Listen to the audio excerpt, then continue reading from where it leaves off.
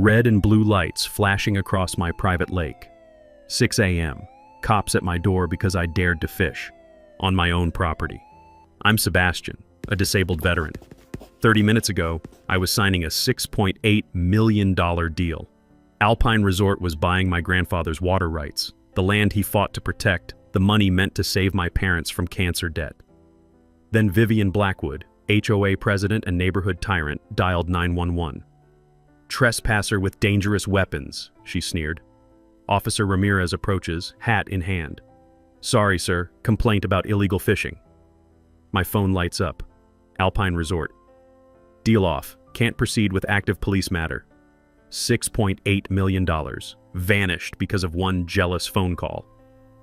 Vivian stands on her balcony, filming my humiliation, smirking like she's won. She has no clue what she just awakened. My grandfather didn't just leave me the lake. He left me the power to bury her entire precious HOA. This isn't a dispute. This is war, and it's about to cost them everything. Where are you watching from? Drop your city below. The revenge starts now. Let me back up and tell you how this whole nightmare started. I'm a 38-year-old disabled veteran trying to make an honest living on my grandfather's 200-acre ranch in Pine Valley, Colorado. This place used to be nothing but ranchers and common sense, but over the past decade, it's become infected with wealthy California retirees who think cows are aesthetically challenging. I inherited this land after Grandpa passed 3 years ago, right when I got medically discharged from the Army. IED took my left leg below the knee in Afghanistan, but gave me something priceless: appreciation for wide-open spaces and the kind of peace you can only find when entitled neighbors aren't calling cops on your fishing rod. The ranch isn't just my job, it's my therapy. Every morning at 5 a.m., I'm out there with my cattle, breathing in that mix of pine needles and wildflowers that screams freedom. The rough bark of fence posts under my palms, the sound of cattle bells echoing across morning mist. It keeps PTSD nightmares quieter than any VA prescription ever did. There's something about the smell of hay and honest dirt that makes the world make sense again. My parents live in the main house now. Dad's fighting prostate cancer with treatments that cost more than most people's cars. Mom's battling stage 3 breast cancer with $8,000 monthly chemo bills that would make a loan shark weep. Insurance covers maybe 60% if we're lucky. The ranch feeds about 30 local restaurants with grass-fed beef, and those weekend farmers market sales barely keep us above water. Every dollar matters when cancer's eating your family alive from the inside out. That Alpine deal wasn't about luxury cars or vacation homes. It was about keeping my parents from choosing between medication and groceries. $6.8 million would have covered their treatments for life, paid off the ranch mortgage completely, and let me honor Grandpa's legacy without watching my family die slowly from medical debt that grows faster than we can pay it. Enter Vivian Blackwood, the human equivalent of a homeowners association fever dream. Picture someone who's never worked a real day in her life, but somehow became an expert on how everyone else should live theirs. She's 55, inherited more Silicon Valley money than she could spend in 5 lifetimes, and appointed herself Queen of Pine Valley Estates HOA. Think of the most entitled customer you've ever dealt with, give her unlimited money and legal authority over your property, then add a doctorate in passive aggression. Vivian moved here from California 5 years ago and immediately started treating working families like we were personally tanking her investment portfolio. Her lakefront mansion cost $2.8 million, more money than most families see in 3 generations. She's got perfectly manicured everything: lawn maintained by weekly landscaping crews, nails done religiously at the spa, and an attitude sharp enough to cut diamond. The woman measures neighbors' grass height with a laser level and times noise complaints to the exact millisecond. She once called code enforcement because my truck was parked 3 inches over my property line. 3 inches. With photographic evidence and a measuring tape like she was documenting a crime scene for federal prosecutors. Pine Valley Estates HOA consists of 47 homes with $400 monthly dues that somehow never seem to improve anything except Vivian's sense of superiority. Most residents are retirees and California transplants, creating this weird tension between original locals like my family and newcomers who think rural Colorado should look like suburban San Francisco. Our first confrontation happened 3 weeks after I moved into Grandpa's cabin. I was fixing his old fishing dock when she materialized. "We need to discuss community standards, Mr. Rodriguez," she said, my last name dripping with disdain. "What standards?" "That fishing disrupts our meditation. This aesthetic conflicts with our property values." I explained this was inherited property, predating her HOA by 8 years. Her smile went Arctic. "We'll see about that," she said, and I knew the war had officially begun, and she absolutely did see about that. Vivian's opening gambit arrived 3 days later via certified mail, the kind of envelope that makes your stomach drop before you even open it. Cease and desist fishing activities blazed across the top like I was running some kind of underwater meth lab. The letter claimed my lake was a common area amenity per HOA covenants and threatened $500 daily fines for violations. I had 72 hours to comply or face legal action. I stared at that letter sitting at my kitchen table, the smell of morning coffee mixing with the metallic taste of pure rage. Common area amenity?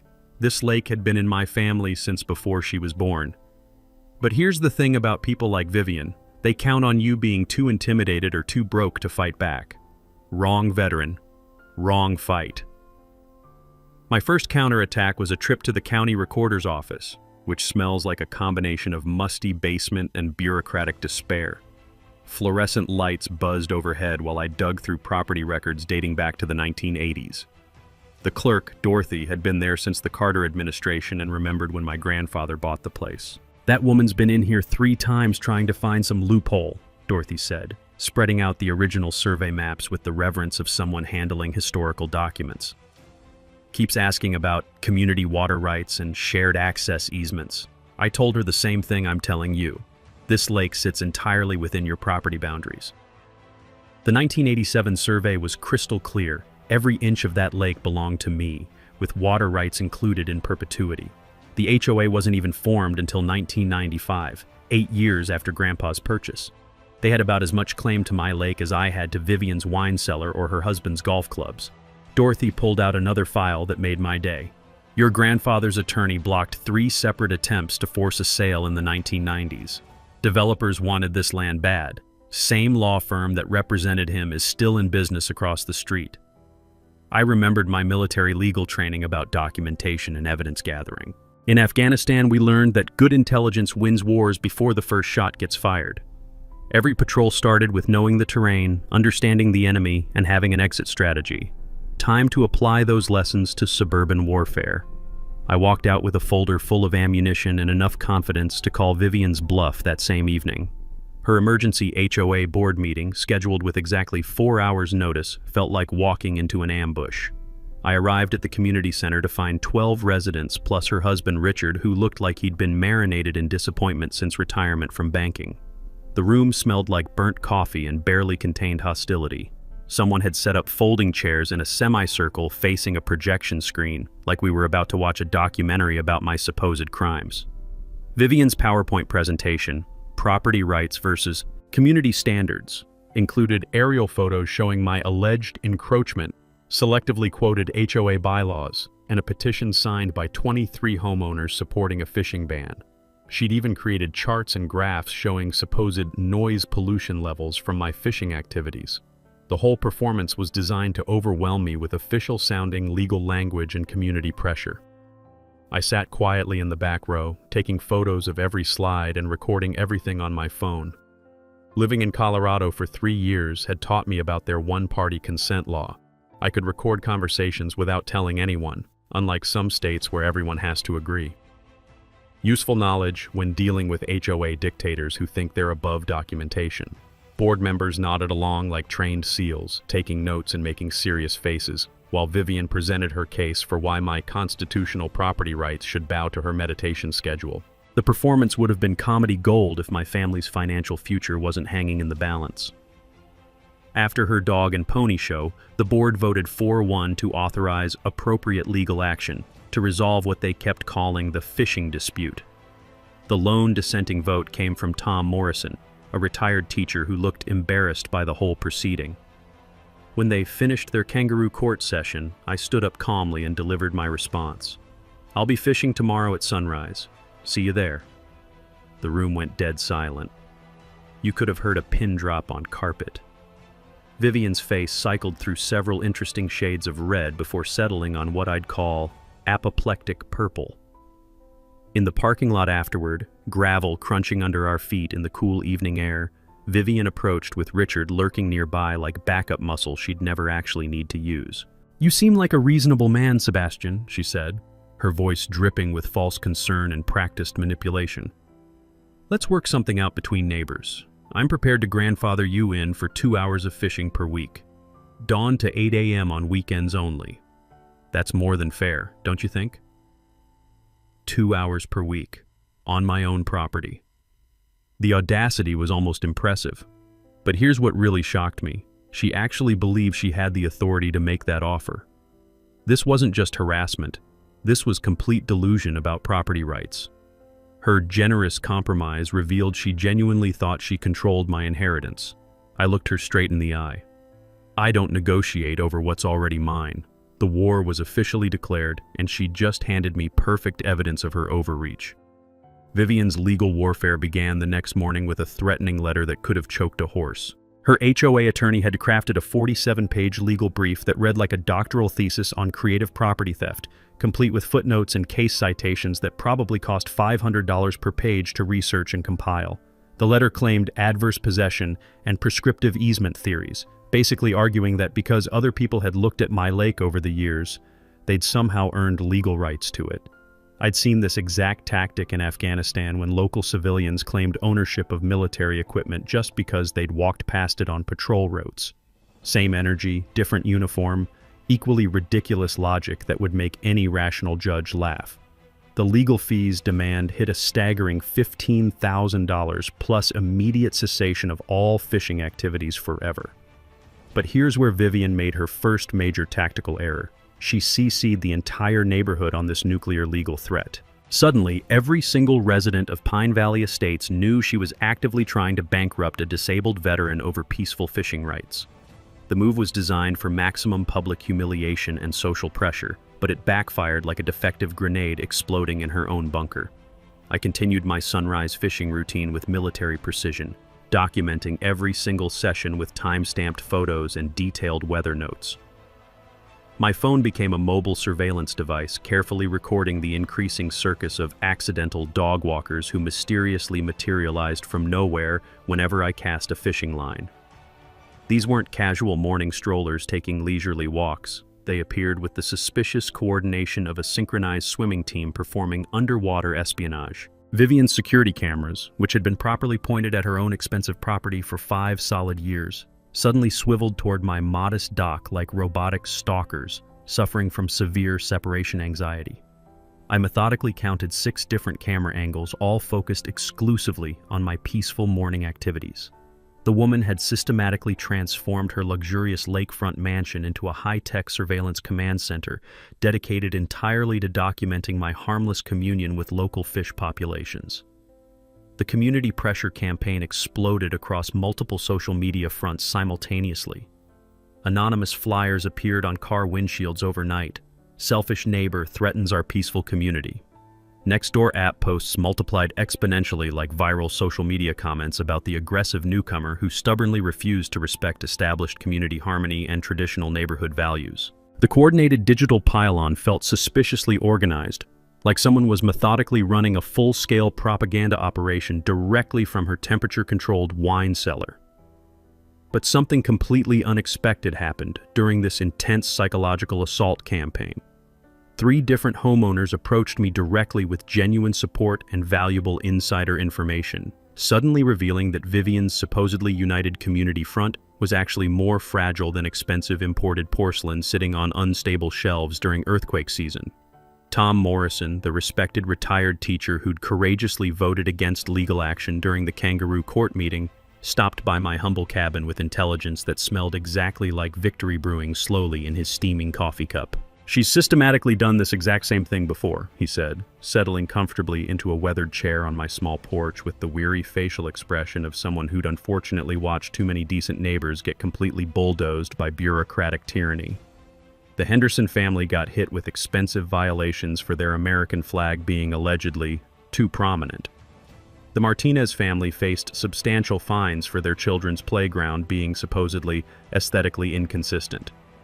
There's definitely a clear documented pattern here specifically targeting anyone who doesn't automatically bow down to Queen Vivian's arbitrary royal decrees.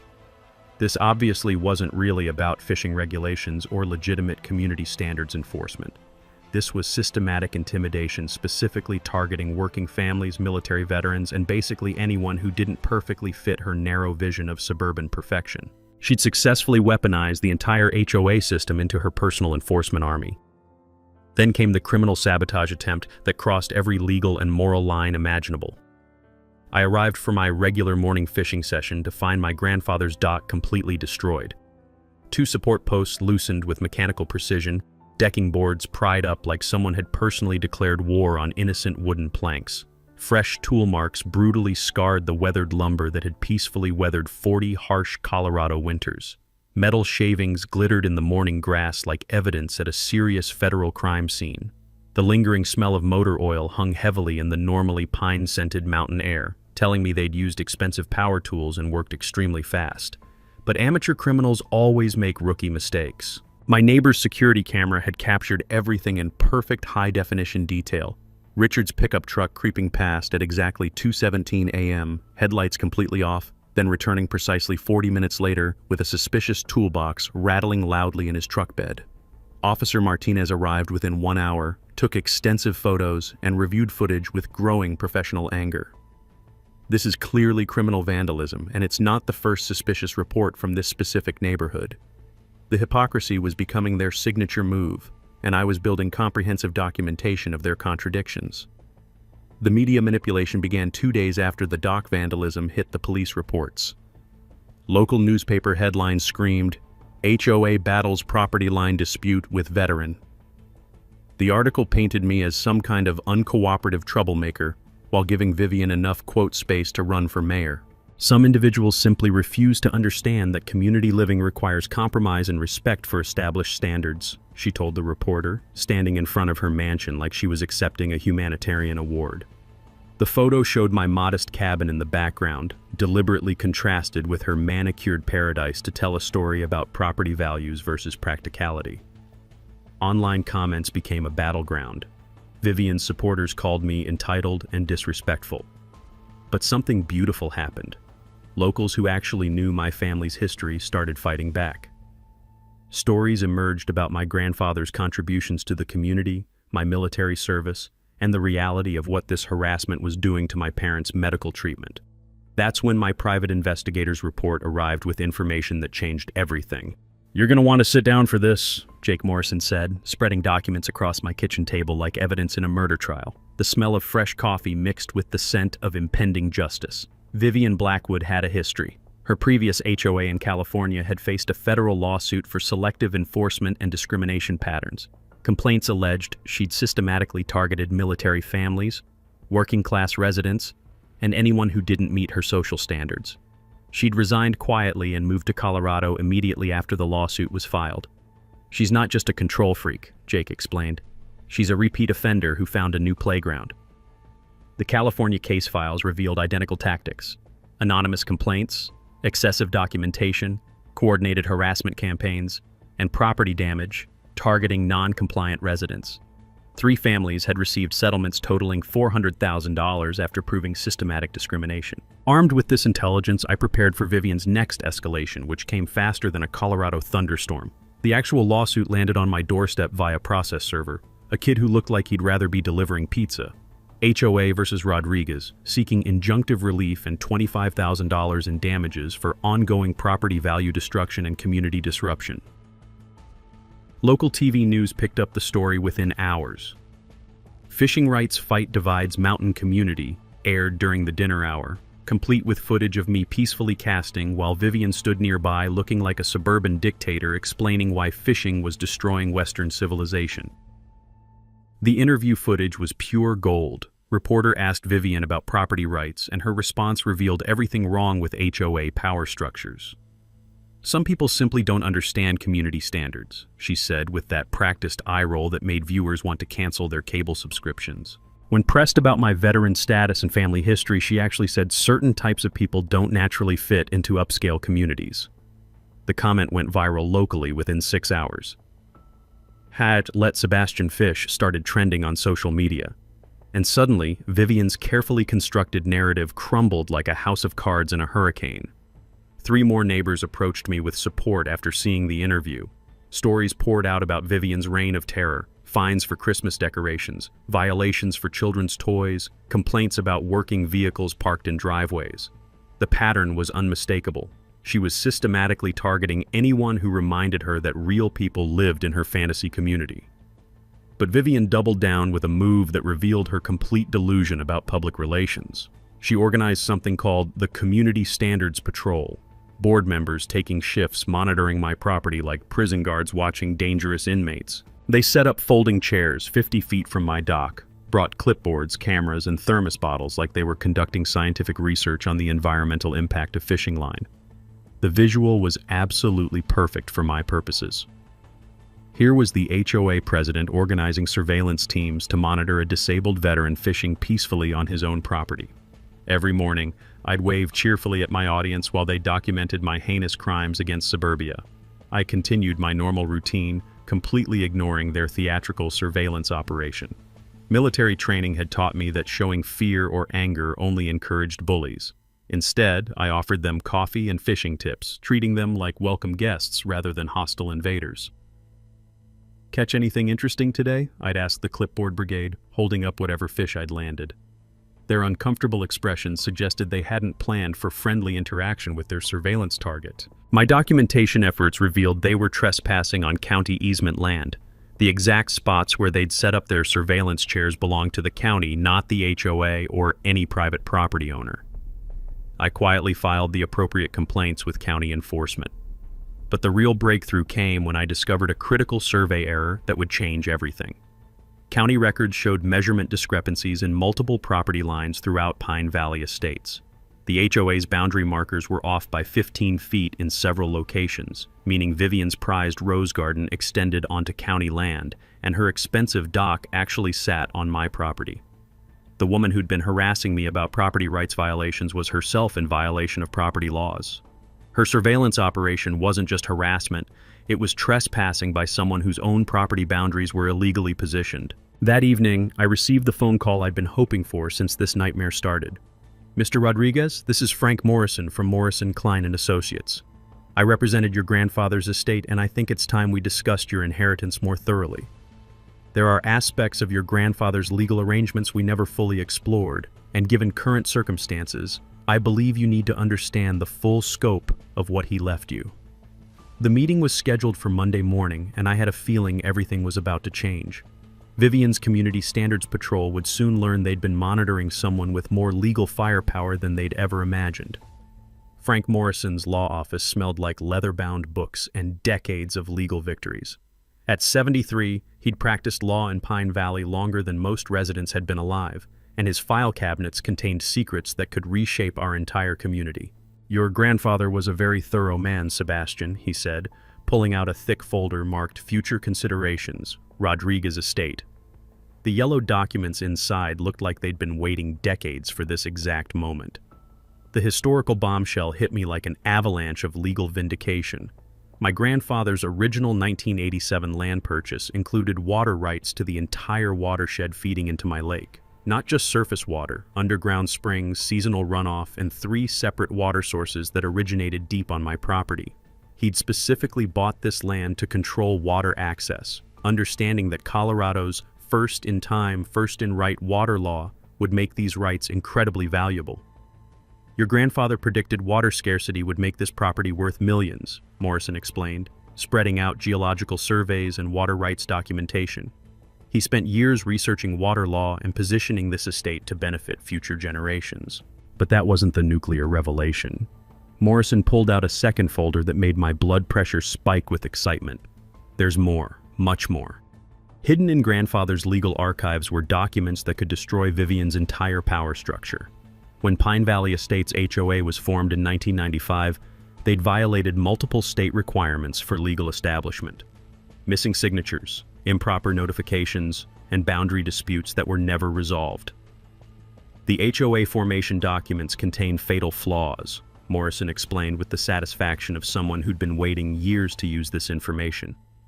Your grandfather documented everything because he knew they'd eventually try to claim authority over his property. The water rights alone were valued at $1.2 million due to Colorado's increasing water scarcity. But the HOA formation irregularities meant their entire legal authority could be challenged and potentially dissolved. Morrison showed me the smoking gun: financial records proving systematic mismanagement and possible embezzlement. Board members had been paying themselves consulting fees for years, using HOA funds for personal projects, and hiding expenses from annual reports.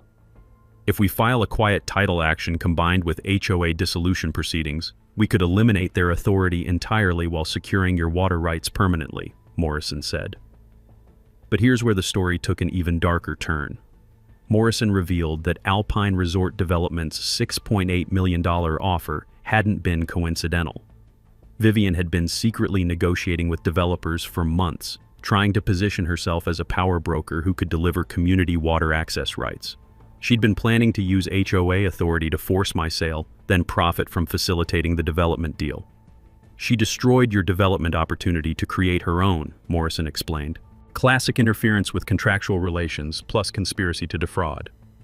The investigation went deeper. Vivian had been researching my property for over a year, trying to find legal vulnerabilities she could exploit. Her harassment campaign wasn't personal vindictiveness. It was calculated economic warfare designed to force my sale so she could control the development process. She knew exactly what she was doing, Morrison said. Every harassment incident was designed to create legal grounds for claiming your property was problematic, making it easier to force a sale. Morrison's recommendation was strategic patience. We have enough evidence to destroy her legally, financially, and personally, but rushing into court gives her opportunities to hide evidence and rally support. Better to let her dig deeper while we prepare the perfect case. The timeline was 6 weeks to build an ironclad legal foundation, then go public with everything simultaneously. Quiet title action, HOA dissolution, civil rights lawsuit, and criminal referrals all filed at once. She's about to learn why your grandfather chose this land and this legal team, Morrison said with a smile that could have powered the entire valley. I walked out of that office understanding that my grandfather hadn't just left me property, he'd left me the tools to protect it and the wisdom to use them effectively. Vivian had picked a fight with the wrong family, and she was about to discover that some battles can't be won with harassment and intimidation. The war was about to shift dramatically in my favor. Morrison's legal strategy session felt like military briefing for the most important mission of my life. We spread maps, documents, and evidence across his conference table like generals planning the decisive battle of a long campaign. Water rights enforcement action could shut down their lake access entirely, Morrison explained, pointing to geological surveys that proved my springs fed their entire community water system. It's the nuclear option, legally bulletproof but guaranteed to make enemies of everyone. The decision was strategic restraint. Keep that weapon in reserve while building a public case that would turn the community against Vivian before we destroyed her legally. Let her escalate while we gather evidence, Morrison advised. Every harassment incident strengthens our civil rights case and justifies punitive damages. My systematic intelligence gathering operation began immediately. 3 decades of military experience had taught me that information wins wars, and suburban combat required the same strategic thinking as overseas operations. Community conversations revealed the scope of Vivian's corruption. 8 homeowners currently faced pending violations, all targeting blue-collar families or minorities. Tom Morrison introduced me to the Martinez family, whose playground equipment had been deemed aesthetically inconsistent despite meeting all safety codes. She charged us $2,000 in fines for having a swing set, Maria Martinez explained over coffee that tasted like shared frustration. Same swing set the HOA approved 3 years ago when the previous board ran things. The Henderson family's story was even worse. Their American flag had been measured with laser levels and found 2 inches too prominent, according to newly created guidelines that applied only to their property. Financial investigation revealed systematic corruption that would make federal prosecutors salivate. HOA budgets showed legal fees consuming 40% of annual dues, with most money going to harassment campaigns against residents who challenged Vivian's authority. Reserve funds had been depleted by her enhancement projects that somehow only enhanced her property values. Several homeowners were behind on dues due to excessive assessment fees for questionable community improvements. The pattern was clear. Vivian was bleeding the HOA financially while using their money to fund personal vendettas. My technical preparation involved installing a professional-grade security system that could document everything happening on my property. Motion sensors, night vision cameras, and audio recording equipment powered by solar panels ensured continuous operation regardless of weather or sabotage attempts. Hidden camera angles captured neighboring properties too, documenting their surveillance activities while protecting my own privacy. Every approach to my property was monitored and recorded with time-stamped evidence that would hold up in court. Coalition building accelerated after the first informal coffee meeting with sympathetic neighbors. Stories emerged that revealed Vivian's systematic targeting of anyone who didn't match her vision of suburban perfection. She measured my fence with a laser level, retired teacher Janet Williams said, laughing at the absurdity while clearly still angry about the harassment. Claimed it was 3/4 of an inch too tall. 3/4 of an inch. Veteran John Sawyer shared his own story. She tried to ban my flag display for being too prominent, then attempted to fine me for parking my work truck in my own driveway. The pattern was unmistakable. Systematic targeting of military families, working-class residents, and anyone whose lifestyle didn't match her California standards. My DIY legal education involved researching Colorado HOA law extensively, discovering requirements for standing that Vivian couldn't possibly meet. HOAs must prove actual financial harm to justify property restrictions, and no evidence existed that fishing caused any measurable damage to community assets. Documentation strategy became my full-time obsession. Daily fishing logs with weather conditions, water temperature, and catch records. Professional water quality testing proved the lake remained pristine despite my supposedly destructive activities. Video testimonials from neighbors supporting my fishing rights created a documentary of community support. The public relations preparation involved reaching out to the journalist who'd covered our story, offering exclusive access to grandfather's historical documents and Morrison's legal analysis. The reveal strategy was designed for maximum community impact when the time came. Social media campaigns highlighting HOA overreach began organically as more neighbors shared their own harassment stories. The narrative was shifting from difficult neighbor disputes, community standards, to corruption and discrimination disguised as community management. Physical trap elements were positioned strategically around the property. No trespassing signs marked exact boundary lines according to professional surveys. Floating buoys marked water rights boundaries in the lake itself, creating clear visual evidence of property ownership.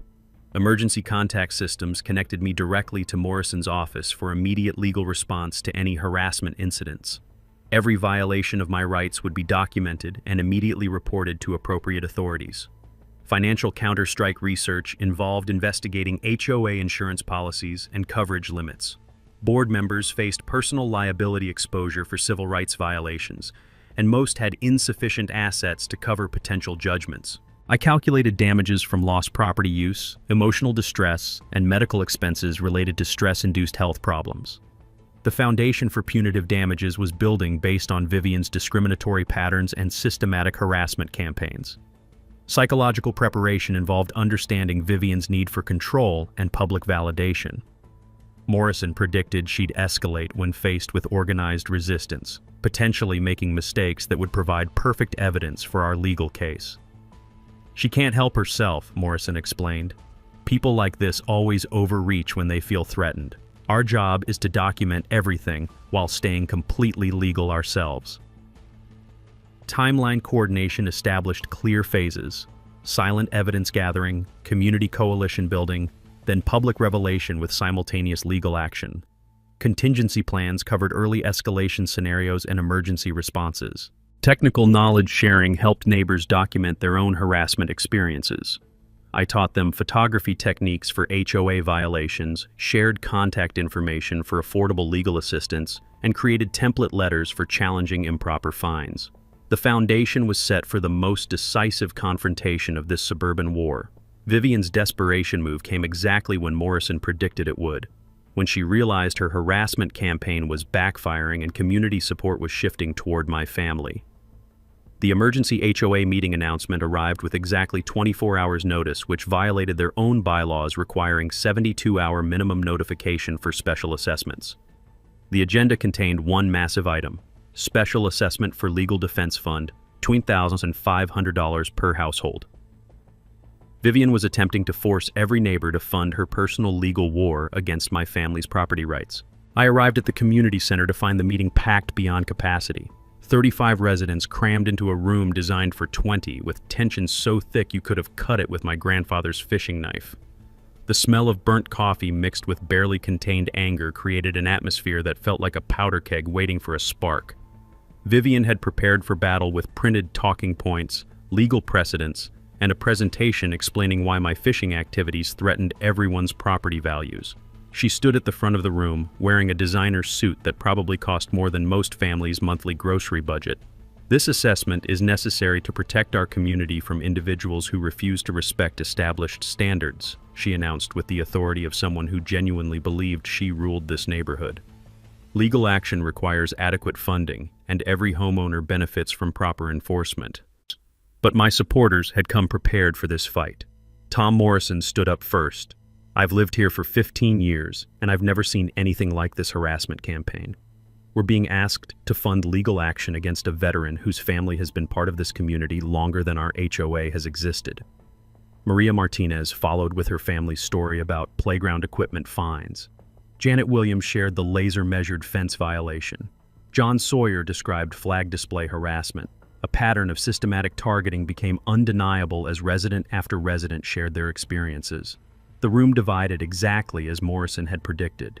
Vivian's supporters, mostly recent California transplants with expensive homes, sat on one side nodding along with her talking points. Long-term residents and working families occupied the other side, sharing stories about Vivian's overreach and discrimination. When the vote came, the result shocked everyone. 23-22 against the special assessment. Vivian's iron grip on community control had finally slipped, and her reaction was immediate and revealing. "This is unacceptable," she declared, face flushing with anger that made her look like an overripe tomato. "Some of you clearly don't understand the financial implications of letting property values decline due to inappropriate activities." The next morning brought retaliation that crossed every line of reasonable HOA authority.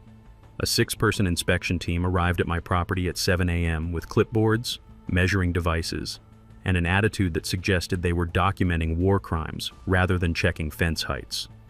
They spent 3 hours measuring everything: grass length, deck railings, mailbox positioning, even the angle of my satellite dish. The team generated 14 separate violation notices in a single visit, more violations than most homeowners receive in a decade. Each citation was for minor infractions that had never been enforced against other properties: grass 2 inches above regulation height, deck staining inconsistent with community standards, and my personal favorite, unauthorized fishing equipment storage for keeping my rod in my own garage. I filmed the entire inspection from my porch, offering coffee to the team and asking specific questions about the regulations they were enforcing.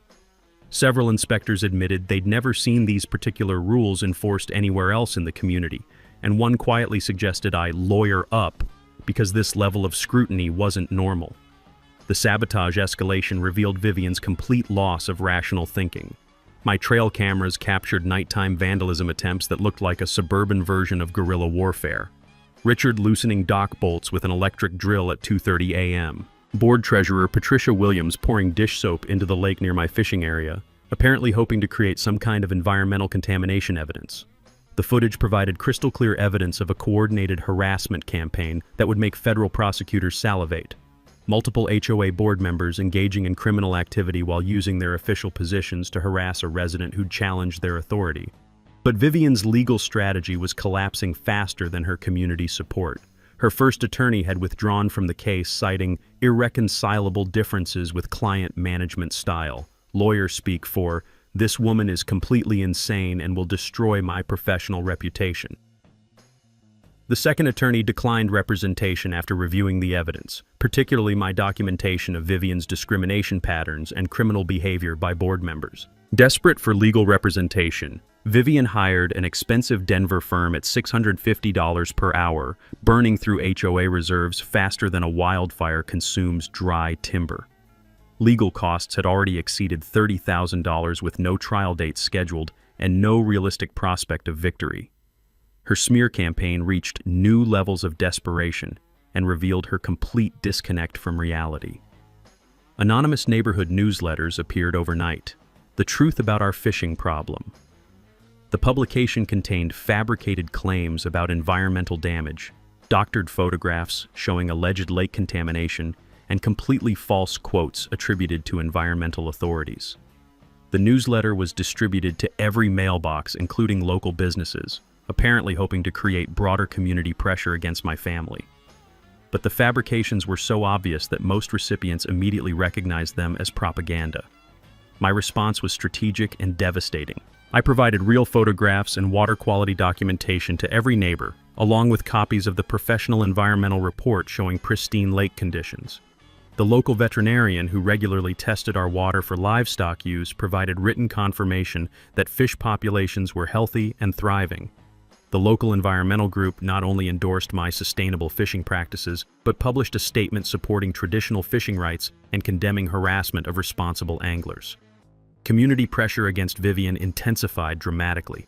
3 more board members resigned, citing the increasingly hostile environment and their unwillingness to participate in harassment campaigns. The HOA management company threatened to terminate their contract due to legal liability concerns. Property management insurance companies began questioning coverage for harassment lawsuits, particularly after reviewing evidence of systematic targeting and criminal behavior by board members. Vivian's final gambit revealed her complete desperation and poor judgment. She attempted to have my truck towed from my own driveway, claiming it violated commercial vehicle restrictions, despite my firefighter license plates clearly identifying it as a personal vehicle owned by a public safety professional. The tow truck driver refused the job after verifying property ownership and reviewing the obviously frivolous complaint. But her mistake provided perfect evidence of harassment escalation and abuse of authority that would strengthen our civil case immeasurably. The stage was set for her complete downfall. Vivian's panic response to losing community control was filing an emergency restraining order that could have been written by someone having a complete psychological breakdown. The legal document claimed I was threatening community safety with aggressive fishing practices and requested a court order prohibiting any lake access until the dispute was resolved. Reading that restraining order request felt like discovering someone had nominated me for an award in creative fiction writing. According to Vivian's sworn statement, my fishing activities constituted intimidation tactics designed to terrorize neighbors and posed imminent threats to community peace and safety. The emergency hearing was scheduled for the day before our planned charity fishing tournament. Timing that wasn't coincidental. Vivian was attempting to use court orders to shut down a community event that would demonstrate broad support for my property rights. Morrison and I walked into that courtroom with 3 filing boxes of evidence and the confidence of people who'd prepared for this exact battle. Judge Patricia Melanie had been on the bench for 12 years and had a reputation for cutting through legal nonsense with surgical precision. Morrison presented our complete property documentation like a masterclass in real estate law. Original deeds, water rights certificates, survey maps, and historical records that proved my ownership beyond any reasonable doubt.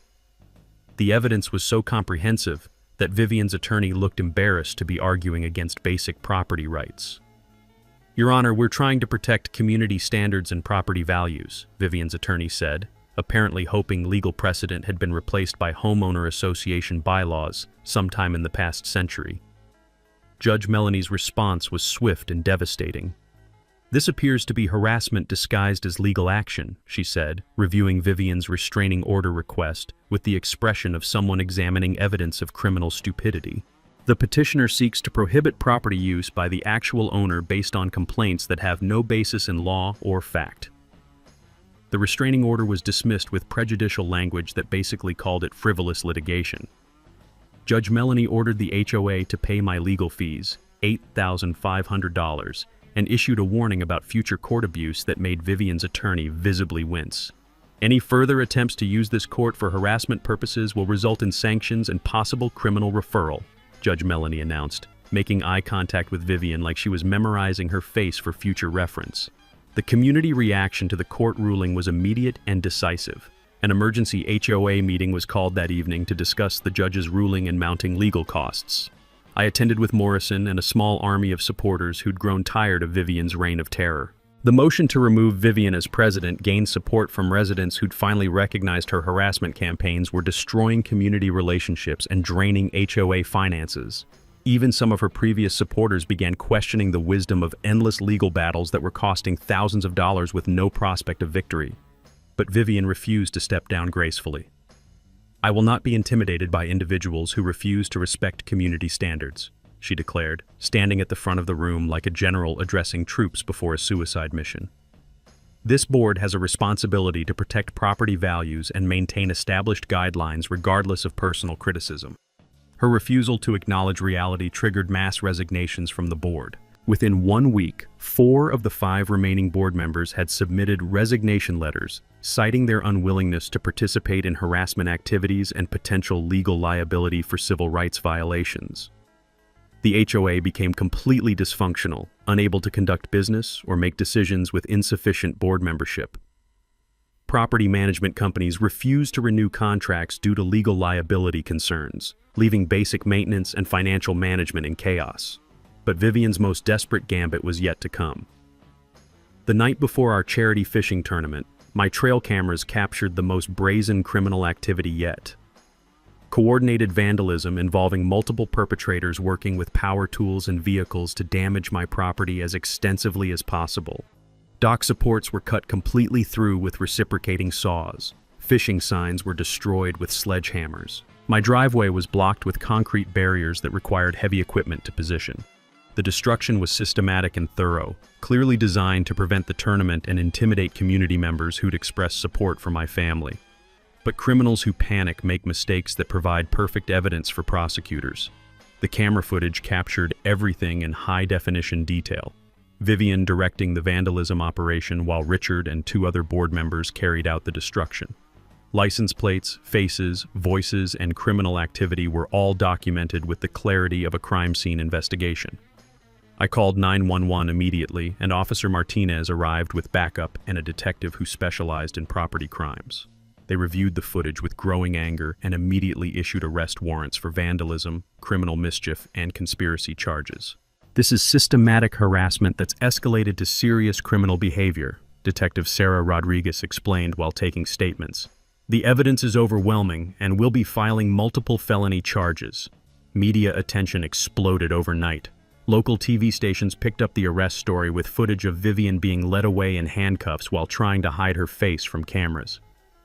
HOA war escalates to criminal charges became the lead story on 3 different news channels, with viral social media coverage spreading the story across the entire region. National attention from HOA reform advocates and civil rights organizations followed within days. Our story became a symbol of HOA overreach and the need for legal protections against harassment by neighborhood associations. The charity fishing tournament proceeded as scheduled despite the vandalism damage. 47 participants, including families with children, attended the event, with local game wardens providing educational presentations about sustainable fishing practices and water conservation. Food trucks, live music, and charitable fundraising booths created a festival atmosphere that proved community events could bring people together rather than divide them. Perfect weather and crystal-clear lake conditions provided abundant fish for everyone, especially children who were learning to cast for the first time. The sight of kids laughing and learning while surrounded by adults sharing fishing stories and conservation knowledge was exactly the peaceful community activity my grandfather had envisioned for this land. Vivian arrived during the tournament with private security guards and a bullhorn, apparently hoping to disrupt the charitable event and create negative publicity for my family. She demanded access to what she still called the community lake, despite court rulings and criminal charges pending against her. Her final public meltdown was captured by multiple cameras and witnessed by dozens of families with children. "This is still my community, and I will not be driven out by people who don't belong here," she screamed through the bullhorn while children watched in confusion and parents moved to shield them from her increasingly unhinged behavior. The private security guards refused to trespass when shown property boundaries and court documents, leaving Vivian alone with her bullhorn and rapidly deteriorating grip on reality. Her complete breakdown in front of families and media cameras became the defining image of HOA overreach run completely amok. The Pine Valley Community Center had never seen anything like the crowd that packed every seat for our emergency town hall meeting. Local TV crews positioned cameras while newspaper reporters took notes, and curious residents filled aisles and doorways to witness what everyone knew would be the final showdown in our HOA war. Judge Morrison had volunteered to moderate as a neutral party, lending judicial gravitas to proceedings that felt more like a war crimes tribunal than a neighborhood dispute resolution. The smell of nervous anticipation mixed with burnt coffee and the weight of community judgment that had been building for months. Morrison called the meeting to order and immediately presented the forensic audit results that would destroy Vivian's empire completely. Ladies and gentlemen, the independent financial investigation has revealed systematic embezzlement and fraud totaling $47,000 in stolen HOA funds over 3 years, Morrison announced to gasps and murmurs throughout the packed room. The detailed breakdown was devastating. Unauthorized legal fees paid to Vivian's brother-in-law's firm, personal expenses charged to HOA accounts, family member contracts for services never performed, and creative accounting that would make professional criminals proud. But the financial crimes were just the beginning. Morrison displayed evidence of systematic harassment campaigns targeting military families, working-class residents, and anyone who dared to challenge Vivian's authority.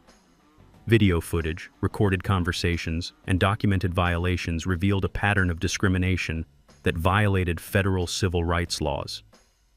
When I took the podium to address the community that had been torn apart by one woman's need for control, the room fell silent enough to hear mountain winds outside. "I never wanted this fight," I began, looking out at faces of neighbors who'd been forced to choose sides in a conflict that should never have happened. "I inherited my grandfather's land with the responsibility to protect it and honor his legacy. I never imagined that peaceful fishing would trigger a war." The video evidence of vandalism played on the large projection screen, showing Vivian directing criminal destruction of my property while spouting justifications about community standards and property values. Watching her instruct grown men to destroy a disabled veteran's dock with power tools created a silence in the room that felt like collective shame. Property documents displayed on screen showed clear ownership of the lake and surrounding land, with water rights that predated the HOA by 8 years. The legal case for my fishing rights was so overwhelming that even Vivian's remaining supporters looked embarrassed by the obvious harassment campaign they'd enabled. But the smoking gun evidence was yet to come. Morrison played recordings of Vivian instructing board members to make life difficult for people who don't fit our community standards. Text messages between board members discussed strategies for getting rid of undesirable elements and coordinating harassment campaigns. Email chains revealed planning for systematic discrimination, with specific targeting of military families and working-class residents who didn't match Vivian's vision of suburban perfection. The evidence read like a manual for running illegal intimidation campaigns while hiding behind legitimate authority.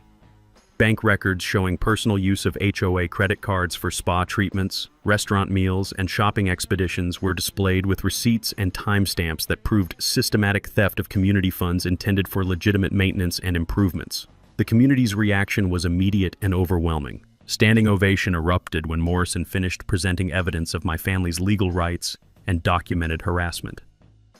Multiple homeowners stood to share their own stories of intimidation, excessive fines, and discriminatory enforcement that had made their lives miserable under Vivian's reign of terror. Calls for criminal prosecution grew louder as residents realized the scope of financial theft and systematic harassment that had been disguised as community management. Local police chief confirmed ongoing investigations and promised thorough prosecution of all criminal behavior. Vivian's final stand was a masterpiece of self-destruction. Against her attorney's frantic advice, she demanded the microphone to defend her actions and justify the harassment campaign that had torn the community apart.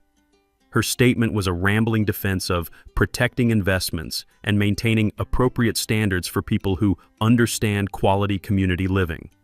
"Some individuals simply don't belong in upscale neighborhoods," she declared, doubling down on discriminatory statements while being recorded by multiple news cameras. Property values and community standards must be protected from elements that don't appreciate refined living. The explicit discrimination in her public statement provided perfect evidence for federal civil rights prosecutions and guaranteed maximum punitive damages in our civil lawsuit.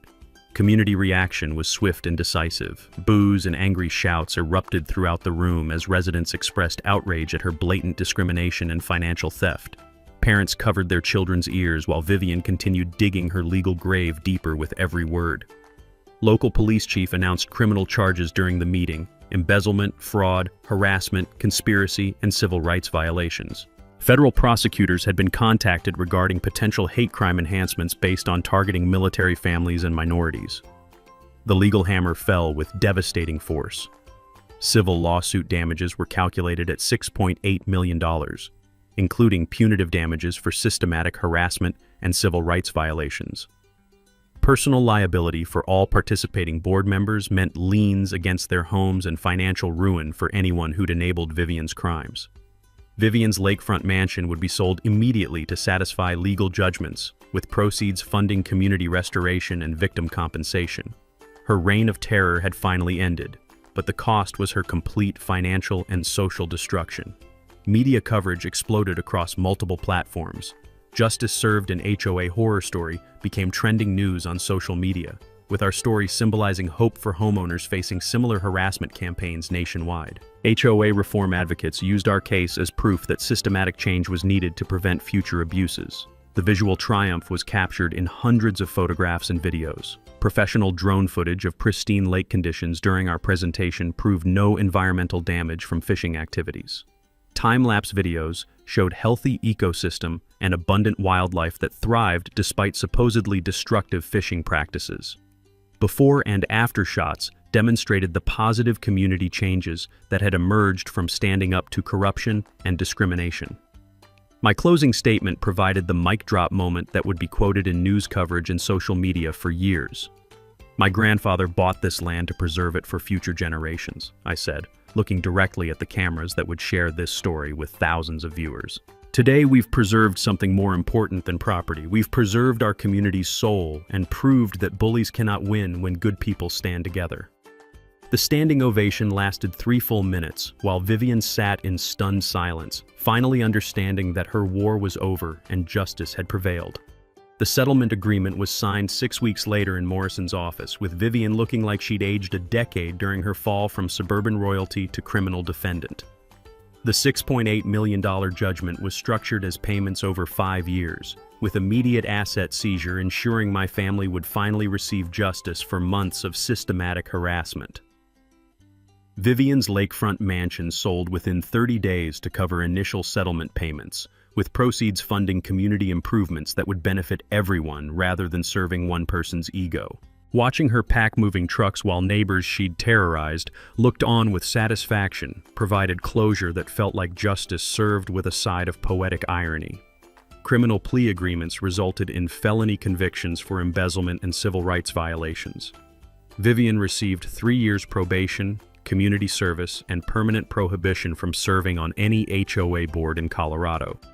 Her husband Richard faced similar charges for participating in vandalism and harassment campaigns. The community transformation began immediately with new HOA board elections that reflected actual democratic values rather than autocratic control. Transparency reforms included monthly financial reports, open meeting policies, and discrimination prevention training that would prevent future abuses of authority. David Kim, a retired teacher and longtime resident, became the new HOA president with a mandate to rebuild community relationships that had been shattered by years of systematic harassment. His first official act was a formal apology to my family and a commitment to negotiate reasonable community guidelines that respected everyone's property rights. The conservation initiative that emerged from our victory honored my grandfather's vision while protecting the land for future generations. I donated a conservation easement worth $1.2 million that ensured perpetual protection from development while maintaining my family's water rights and fishing access. Educational signage installed around the lake explained watershed ecology and sustainable fishing practices, creating learning opportunities for children and adults who wanted to understand environmental stewardship. Partnership with the State Wildlife Department established monitoring programs that documented healthy fish populations and pristine water quality. Community benefit projects funded by settlement money transformed Pine Valley Estates from a divided neighborhood into a model for HOA governance and community cooperation. The $2 million youth center provided after-school programs, summer camps, and educational activities that brought families together rather than driving them apart. Free fishing equipment library and classes, taught children sustainable angling techniques while honoring the outdoor traditions that built Colorado communities. Annual fishing tournaments became beloved community events that celebrated our shared natural heritage and provided fundraising for local charities. Scholarship funds established in my grandfather's memory supported local high school students pursuing careers in environmental science, water management, and public service. The first recipients included children from families who'd been targeted by Vivian's harassment campaigns, proving that justice could create opportunities rather than just punishment. The national impact of our case exceeded anything I'd imagined when this war began. Pine Valley became a case study used by state legislators crafting HOA reform laws that protected homeowner rights from future harassment. Legal precedents established during our case provided templates for civil rights lawsuits against discriminatory neighborhood associations across the country. National HOA reform movements cited our victory as proof that systematic change was possible when communities stood together against corruption and discrimination. Law schools began teaching our case as an example of effective legal strategy combined with community organizing and media relations. Personal relationships that had been damaged during the conflict gradually healed as neighbors realized we'd all been victims of one person's need for control. Community potlucks replaced contentious board meetings, and neighborhood watch programs focused on helping rather than policing each other's activities. Property values increased significantly due to positive community spirit and national recognition of our successful fight against HOA overreach. Real estate agents marketed Pine Valley Estates as a community that had overcome internal division to create a model for democratic governance and neighbor cooperation. My personal healing accelerated once the stress of constant harassment disappeared, and my family could enjoy our inherited land without fear of legal threats or criminal sabotage. Morning fishing sessions returned to peaceful meditation rather than documented battles for basic property rights.